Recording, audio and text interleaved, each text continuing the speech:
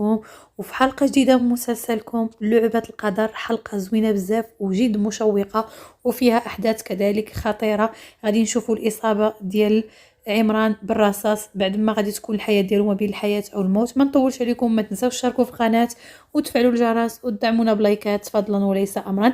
كنمشيو البداية ديال الحلقة من عند محمود بعد ما هز السلاح على كرم وكان كيضرب هو وياه، هو يقول لي هذاك الولد اللي عند رفيف راه ولدي انا. تما محمود كيجعر وكيهز السلاح على كرم وما كيعرفش اش غادي يدير. كتخرج رفيف بعد ما كيسمعوه وكيخرجوا كيجريو هي والام ديالها والاخت ديالها وكيبقاو يقولوا ليه لا عندك ديرها عافاك ما تطلقش عليه. كتقول ليه رفيف راه غير كيكذب عليك، هذاك راه ماشي ولده، هو راه ما تيقولش لك الحقيقه. في هذا الاثناء كيبقى يغوت عليه كرم، كينوض وكيغوت وتيقول ليه لا انا تنقول لك الحقيقه. كيوصل عمران للبلاصه وكيبقى يشوف كرم انه في خطر، فكيهبط بسرعه من السياره. رفيف كتشوف الوصول ديال عمران وكتهي كتخلع عليه بزاف، ولكن كيكون محمود مصمم انه غادي يطلق عليه الرصاص. فبعد ما كيمشي كيجري عمران لعند كرم، يلا كيوقف هكا كيدفعو وكيطلق الرصاص محمود وكيبقى تما كيتألم عمران وكيبقى هكا كيشوف وكيتصدم وكيطيح بشويه بشويه. كرم كيتخلع وما كيعرفش راسو اشنو اللي وقع وكيبقى يقول لا خالي علاش درتي هكا، علاش ما خليتيهاش تجي فيا انا. كيكون الاب ديال عمران جالس في المكتب ديالو وكيدفع هكا بيدو كيطيح ليه الكاس وكيتهرس وكيبقى يشوف وكيقول عندك تكون شي حاجه واقعه لشي واحد في ولادي. من بعد كيبقى عمران هكا كيتألم وشاد في البطن ديالو بعد ما كتغوت رفيف وكذلك الام ديالها والاخت ديالها، فما كيعرفوش اش غيديروا. محمود كيبقى يشوف وكيعرف راسو راه قفرها وما عرفش شنو غادي يدير، فكيمشي كيجري لجهه السياره وكيهرب. وكيمشي كرم كيجري لعند عمران وكيشدو كيقول لي خالي لا شنو هذا الشيء. كذلك رفيف كتمشي كتجري لعند عمران والام ديالها حتى هي كتمشي كتجري. رفيف كتجلس هكا وكتبقى شاده، هو كيبقى يطيح بشويه وكيبدا يتألم وشي شويه هكا كيطيح عندهم بعد ما كيبقى يشوف واحد الالم وما كيهضر ما كيقول حتى شي حاجه. كينوض كرم كيعيط للاسعاف بعد ما كطلب منه رفيف وكتبقى تغوت في واحد الهستيريا وكتقول لهم عافاك عاونوني عافاك عاونوني، وكتبقى تغوت على الام ديالها وكتقول لها ماما عافاك ديري شي حاجه ماما عاونيني، عمران غادي يضيع من بين ايدينا. اشنو هاد الشيء الرصاصه راه جاتو هنايا، ما يمكنش هاد الشيء، ما يمكنش عمران يموت ويخليني، لا عافاك ما تموتش وتخليني وتخلي ولدك. وبقات كتغوت بهاد الطريقه وكتغوت بواحد الهستيريا. بعد ما كتوصل سيارة الإسعاف وكيسعفوه وكيهزوه في الإسعاف كيبداو غاديين بيه، كتكون راكبة معاه رفيف في الإسعاف وكتبقى تبكي وكتقول عافاك يا ربي عاوني وما تخليش عمران يضيع من بين ايدينا. وكتبقى تبقى تطلب فيهم وكتقول لهم عافاك سعفوه وما تخليوش يضيع من بين ايدينا، عافاك حاولوا ديروا جهدكم. كرام كيكون من موراه في السيارة ديالو وهو جاي وكيبكي وكيقول له هادشي ما يمكنش، هادشي كله بسبابي، انا اللي درت هادشي، انا اللي السبب في هادشي كامل اللي خالي وصل ليه. بعد ما كيتزاد عليه الحال كيحاولوا يعيطوا للمستشفى وكيقولوا لهم عافاك حاولوا تكونوا موجودين راه حنا جايبينه في الطريق وراه الحاله ديالو خطيره. كرم جاي من موراه بواحد السرعه وهو كيكلاكسوني على السيارات. الام ديال عمران كانت في الغرفه ديالها وهي كتحاول توجد راسها، كتجي عندها شكرا كتقول لها عافاك بغيت نهضر معاك واش ممكن. كتقول لها ممكن. كيصوني عليها في ديك الوقيته كرم لكن ما كتجاوبوش وكتقول لها ماشي مشكل من بعد غادي نجاوبو. كيكون عمران مازال غادي في الطريق وباقي ما وصلوش للمستشفى، ولكن كتكون الحاله ديالو خطيره بزاف وكيبقاو يحاولوا يديروا جهدهم باش انهم يخليوه يبقى في الوعي ديالو. ديما جالسه هي والام ديالها وكتقول لها هادشي كله وصلت ليه بسبب الام ديال الزوج ديالي. الام ديالها قالت لها انت بصراحه ما عرفتيش كيفاش تحافظي على الزوج ديالك. من بعد كيجيها اتصال من عند كرم وكيقول لها بلي راه عمران تطلقوا عليه الرصاص وبلي الحاله ديالو خطيره. فكتبقى تشوف ديما كتقول لها شنو واقع. من بعد الام ديالها كتقول لها الزوج ديالك راه غادي ندير المستشفى الحاله ديالو خطيره، شي حد ضربو بالرصاص. من بعد كنرجعوا عند السيده نعمت وهي واقفه في الغرفه ديالها باقا ما هضراتش معها شكرا وكتقول لها يلاه قولي لي شنو بغيتي. من بعد كيعاود يصوني الهاتف ديالها كتعاود تقطع كتقول لها ما عليناش غير خليه من بعد غادي نجاوبو شكرا يلا. كتبغي تهضر وكتقول لها يعقوب ومن بعد كتسكت يعني ما كتكملش الهضره. وكنمشيو المشهد عند في الاسعاف عند عمران وهو بدات الحاله ديالو كتسوء وبداو الدقات ديال القلب كيهبطوا وبدا الضغط ديالو كينخفض. تما بدات كتبكي بواحد الهستيريا رفيف وكتقول لهم عافاك عاونوه. بعد ما كيتصل كرم بالام ديالو وكيخبرها كيقول لها بلي راه الاخ ديالك راه غادي بالمستشفى راه ضربوا محمود بالرصاص. من بعد كتخلع بزاف وكتطلق الهاتف وكتبقى غاديه كتغوت. رفيف كذلك مشات هي والام ديالها.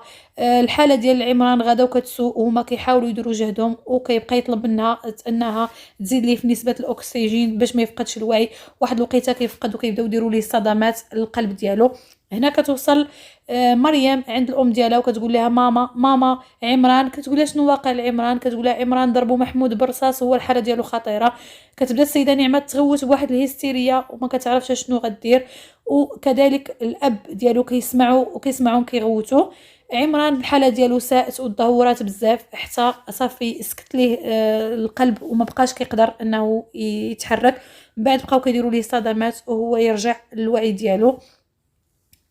يعقوب في المكتب ديالو وكيجي اتصال، فكتقول ليه السكرتيره غير خليك انا نكمل لك ماساج، هذه راه غير شكرا. قال لها راه هي غادي تبقى تتصل الى ما جاوبتهاش. من بعد كينوض وكياخذ الهاتف وكيتصل وكيخبروه بلي راه الاخ ديالو ضربوا محمود برصاص وبلي راه الحاله ديالو خطيره وغادي للمستشفى.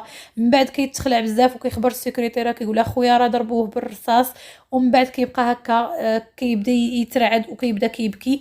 محمود بعد ما كيجي لهاد البلاصه قدام البحر وكيرمي السلاح ديالو تما، كيبدا بعدا يجبدو حاجه بحاجه، كيحل البلاصه ديال القرطاس وكيرميها، كيرمي حاجه بحاجه. ملي كيرميه كيقول انا صافي تخلصت من هاد السلاح، يعني رانا تهنيت ما غاديش تكون التهمه ثابته عليا. ومن بعد كيرجع يركب في السياره ديالو. بعد ما كيوصل عمران للمستشفى كيهبطوه وكيبدا كلشي غادي يتابعو، كلشي كيبكي وكلشي كيقول يا ربي ترجعوا لنا على خير. بعد ما كيدخلوه كيحبسوا رفيف وكرم وكيقولوا لهم لا نتوما ما يمكنش تدخلوا معاه. هنا كتوصل ديما والام ديالها وكتجي وهي مخلوعه على عمران. بعد ما كتجي كتسول كرم وكتقول ليه هو مالو، كيقول لها راه ضربوا محمود. تما كتبقى تشوف رفيف وكتقول لها انت السبب حتى راجلي وصل لهذا الشيء، هو بسببك ولا كيعاني وصل لهذا الشيء كامل. الام ديالها كتشدها وكتقول لها يلاه بلا ما تحاولي توتري اعصابك. الام ديال رفيف بقات كتحاول تتهدنها وكتقولها انت غير تهدني، انت ما درتي حتى شي حاجه وما تبقايش تحاولي تديها في هضرتهم. ولكن رفيف كتقولها ماما واش هما كذبوا؟ هما راه ما كذبوش، راه عندهم الحق، راه هادشي كله بسببي، انا ما قدرتش نحافظ عليه وانا اللي خليته يوصل لهذا الشيء كامل. وبقات كتشوف هكا بعد ما عنقات الام ديالها في ايديها وايديها عامرين كلهم بالدم. كرم حتى هو بقى متوتر وما عارف شنو غادي يدير وما قادرش يتنفس وكيقول يا ربي خالي ما يوقع ليه حتى شي حاجه. رفيف حتى هي بقات بواحد السهوله عاوتاني وهي واقفه كتجي عندها ديما وكتبقى تغوت عليها وكتقول انت اللي درتي هادشي كامل وهو بسببك وانا اكيد غادي ننتقم منك. هنا كتوصل السيده نعمت وشكرا وكذلك مريم الاخت ديال عمران، فبقاو كيبكيو وكيقولوا شنو وقع لولدنا، واش ولدنا بخير وعلى خير. انا كنتمنى انه يكون بخير، عافاك ما تقولوش لي راه شي حاجه خايبه وقعت ليه. من بعد كتقول لهم رفيف غير تهناو وهو اكيد غادي يكون بخير وعلى خير. ولكن السيده نعمت كتقول لها غير كوني هانيه، انا مشات وقعت لولدي شي حاجه انا ما غاديش نرحمك، انا قلتها لك، انا ولدي عندي هو كل شيء وعندي بالدنيا وما فيها وما نبغي حتى شي حاجه تقيس ولادي. من بعد بقات الام ديالها كتحاول تدافع عليها وقالت لها يلاه هي تمشي باش ما توتريش اعصابك وانتي حامله. ولكن نعمت بقات كتبكي وكتعنقهم وكتقول لهم راه ولدي غادي يمشي غادي يضيع من بين ايدينا، ما تقولوش يا ولدي وقعت ليه شي حاجه اللي هي خايبه. يعقوب حتى هو بعد ما وصل بقى متاثر وبقى كيبكي ومعنق الام ديالو كيقول لها ماما انا ما نقدرش نعيش بلا خويا، انا ما نقدرش نعيش بلا عمران. من بعد السيد زياد كيشد كرم وتيقول ليه اجي بغيت نهضر معاك، واش انت عطيتي اقوالك للشرطه؟ قال ليه لا مازال ما عطيتهمش. قال لي غادي تمشي دابا تنزل عندهم وتعطي اقوالك، ولكن لا سولوك تقول لهم حنا ما كنعرفوش شكون وما عندنا حتى شي عداوه معاه حتى شي حد وما تذكرش لهم سميت محمود، وغادي تخبر الرجال ديالنا باش يقلبوا لي عليه ويجيبوا لي انا اللي غادي نتفاهم معاه. من بعد تما رفيف كتبقى تشوف كذلك ديما كتبقى جالسه وهي كتشوف وكيبقاو كيتسناو وهما كيطلبوا الله ان عمران ما توقع ليه حتى شي حاجه. بعد ما كيرجع محمود للدار ديالو كيلقى ولد خالو كيقول لي شنو هادشي اللي درتي؟ كيقول لي انا ما كنتش باغي نضربو ولكن هو اللي قال لي بلي راه هي حامله منه، هو اللي استفزني. وعمران علاش جا؟ انا ما كنتش باغي نضرب عمران، هو اللي خاشي راسو، انا ما كنتش كنظن انه غادي يجي.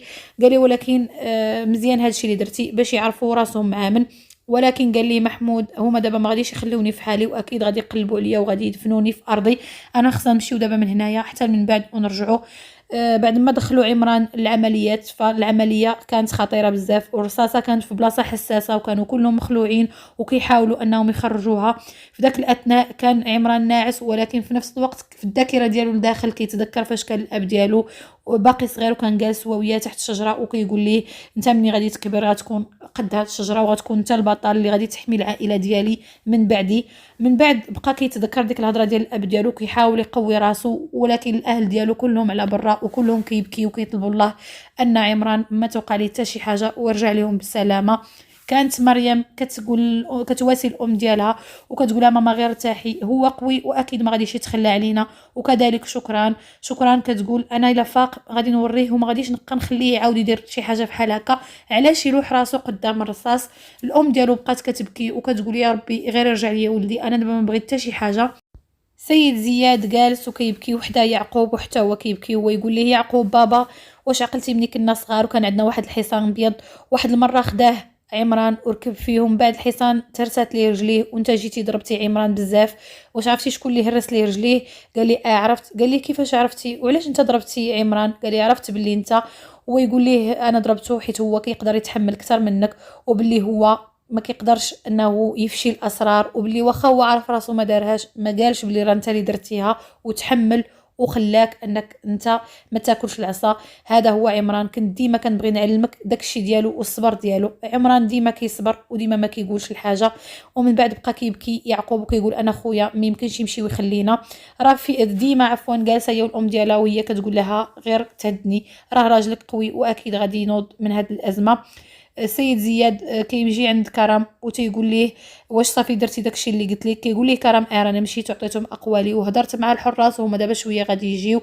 من بعد هنا كيجي الاخ ديال عمران من ام وحده اخرى، فمن بعد ما كيجي كيقول كتبقى تقول لي رفيف راه لاباس، تنتمناو انه يخرج ويكون بخير على خير.